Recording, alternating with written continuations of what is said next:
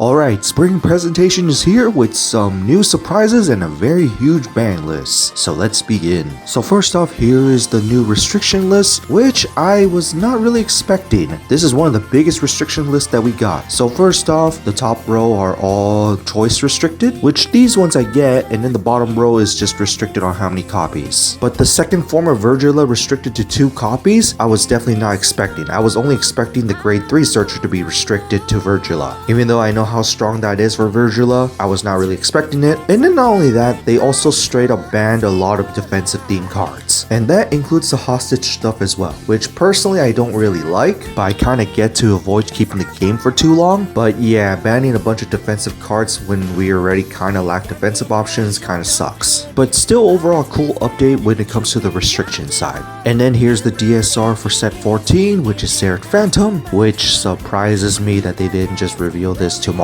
And then for some festival collection stuff, here are some of the support for Aichi and Kai when it comes to their units, and Akane and Pongo is pretty nice along with Ermo. And then here are the new Nation triple rares, which we don't know what they're gonna do since they didn't reveal the theme of them. But not only that, we got new dual nation cards, which looks like old units from the past put together into one card, which makes me expect these to be clan themed support generics rather than just straight up generics for any decks. And then here's the new legendary trigger rare, which is basically critical triggers of the characters, which is pretty awesome. Kind of wish that Akino was included even though he's in the current anime. And now to our new stuff. So first off, Divine Set 15, which is going to be a Ren Icon theme, which also means that we're going to get a new Phantom Blaster Dragon along with Blaster Dark as Ren Icons. This was to be expected as we need Aichi, Kai, and now Ren as the main trio, so this doesn't really surprise me. Although what does surprise me that they didn't make it as a start deck rather than just a full-on booster set. But I guess Shadow Ballad attacks, so just better buy the whole set. And here's the collab I don't care about with set 15. Although considering that this is Divine Set 15, I am wondering if the show is going to go on longer, or it's literally the final set of the season as a break set. And then another surprise, we got Buddyfight Set 2, which was already a fitting collab for this, so I am glad that they're actually making Buddyfight Set 2 since I was a big fan of Buddyfight even though I didn't really build any decks for the first one, since I wasn't too sure on how this was good to go. But considering that seeing this, I am actually quite happy.